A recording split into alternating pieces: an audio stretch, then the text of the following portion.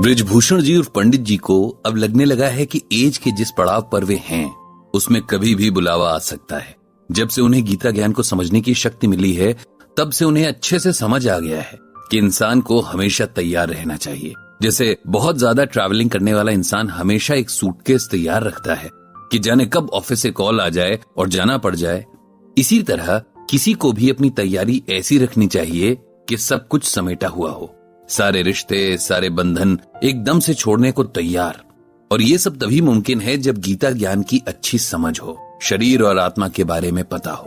पंडित जी को लगभग हर रोज कई ऐसे लोग मिलते हैं जिनके जिंदगी को लेकर कई सवाल होते हैं। लाइफ की कई सिचुएशंस होती हैं जिनमें लोग गीता ज्ञान के जरिए रास्ते तलाशते हैं, सॉल्यूशंस ढूंढते हैं। कई बार कुछ लोगों की कहानियां ऐसी होती हैं जो पंडित जी को एहसास कराती हैं कि उन्हें तो कुछ भी नहीं पता। ऐसी कहानियां उन्हें खुद पर अहंकार नहीं करने देती। कुछ कहानियां अपने सवालों के जवाब खुद ही दे देती हैं। ऐसी ही एक कहानी उन्हें आज मिली है जिसमें हर सवाल का जवाब है। बस उस कहानी को ध्यान से सुनने और समझे जाने की जरूरत है। ये कहानी पंडित जी के एक ब्लॉग रीडर की है जिन्हें अपने सवालों के जवाब चाहिए गीता ज्ञान के जरिए। जिंदगी का सही मतलब ढूंढ रहे हैं वो। ये कहानी बलराम जी की है जिनकी उम्र करीब 80 साल है। पेशे से टीचर रहे और अब सारा टाइम भगवान की भक्ति में लगा रहे हैं। आंखें कमजोर हो गई हैं इसीलिए ठीक से दिखाई नहीं देता, लेकिन किस्मत के धनी है क्योंकि उनका 20 साल का पोता आर्यन हर रात अपने दादाजी को पंडित जी के ब्लॉग से गीता ज्ञान की एक एक्सप्लेनेशन जरूर सुनाता है। पंडित जी तक अपने दादाजी की स्टोरी और क्वेरी भी उसी ने टाइप करके भेजी है। ये सब बलराम जी ने आर्यन से शुरू में ही लिखवा लिया है। पढ़ते हुए पंडित जी भी इस बात को अप्रिशिएट कर रहे हैं क्योंकि आजकल की जनरेशन के बच्चों के पास अपने बड़ों के लिए वक्त ही कहाँ होता है। ऐसे में आर्यन का रोज अपने दादाजी के लिए टाइम निकालना और उनकी हेल्प करना बहुत अच्छी बात है। बलराम जी की कहानी उन्हीं की जबानी कुछ इस तरह से है। मेरी पूरी जिंदगी में ऐसा कुछ भी नहीं हुआ जिसे किसी किस्म की अचीवमेंट कहा जा सके। आजादी से बहुत पहले मेरा जन्म हो गया था। उन दिनों लगभग हर कोई गरीब ही हुआ करता था, इसीलिए अपनी गरीबी कभी खली नहीं। ऐसा लगता था शायद दुनिया ऐसी ही है। एक वक्त का खाना खाकर दिन गुजारना तब नॉर्मल लगता था। वैसे भी जब सब एक जैसे हों तब अपने पास किसी बात की कमी खलती नहीं। कमी तब खलती है जब दूसरों के पास हमसे कुछ ज्यादा हो, बेहतर हो। इंसान का यही नेचर है। उस जमाने में स्कूल और कॉलेज बहुत कम हुआ करते थे और कुछ किस्मत वाले ही उनका दीदार कर पाते थे। मेरे फादर एक अमीर घर में चौकीदार का काम करते थे। उस घर के बच्चों को घर पर ही पढ़ाने एक टीचर आया करते थे। मैं भी दिन भर अपने फादर के साथ वहीं रहता था। उन लोगों के छोटे मोटे काम किया करता था और चोरी छिपे उनके बच्चों को पढ़ते हुए देखा करता। उस घर के ओनर को मुझ पर दया आ गई और उन्होंने मुझे भी अपने बच्चों के साथ बैठकर पढ़ने की इजाजत दे दी थी। इस तरह वहां से मेरी किस्मत पलटी। मैं पढ़ने में बहुत अच्छा था, इसीलिए साल दर साल वे लोग मेरे भी एग्जाम्स करवाते रहे और बिना स्कूल गए मेरी पढ़ाई चलती रही।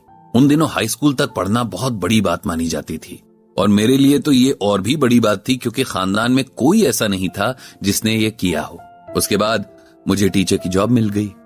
अब मेरे पास भले ही कम पैसों की ही सही लेकिन एक इज्जत की नौकरी थी। फैमिली को भी एक स्टेबिलिटी मिल गई थी। फिर शादी हुई और 2 बच्चे भी हुए। एक आम इंसान की जिंदगी में जितने भी दुख सुख और उतार चढ़ाव आते जाते हैं, मेरे साथ भी ऐसा ही हुआ। एक सिंपल सी लाइफ थी।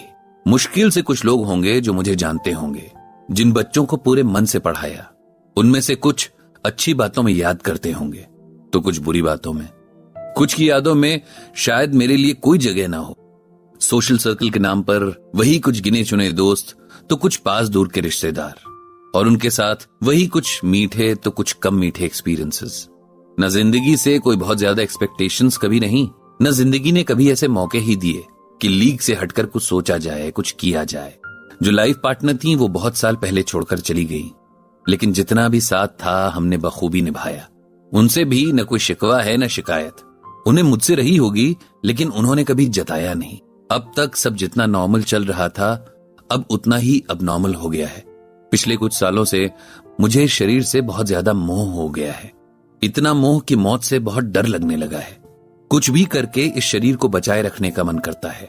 जो नुस्खे कभी नहीं आजमाए उन्हें घर वालों से कह कहकर बनवाता हूँ और इस्तेमाल करता हूँ ताकि लंबा जी सकूं। जैसे जैसे शरीर कमजोर होता जा रहा है वैसे वैसे मेरा प्यार इससे बढ़ता जा रहा है। मैं गीता पढ़ता हूँ, संतों के प्रवचन सुनता हूँ, कुछ देर के लिए लगता है कि बात समझ में आ गई, लेकिन फिर वही हाल हो जाता है। पिछले कुछ दिनों से मेरा पोता आर्यन मुझे आपका ब्लॉग पढ़कर सुना रहा है, जो कि मुझे बहुत अच्छा लगता है, और आपसे मुझे एक उम्मीद सी है कि आपको मेरी बात समझ भी आएगी। इसीलिए पंडित जी, अगर मेरी सिचुएशन का कोई सोल्यूशन आपको समझ आए, कोई ऐसी बात गीता में हो जो मुझे इस मोह से छुटकारा दिला सके, तो जरूर बताइएगा, मुझे इंतजार रहेगा। पंडित जी ने पूरी कहानी पढ़ी और उन्हें इससे कोई आश्चर्य भी नहीं हुआ।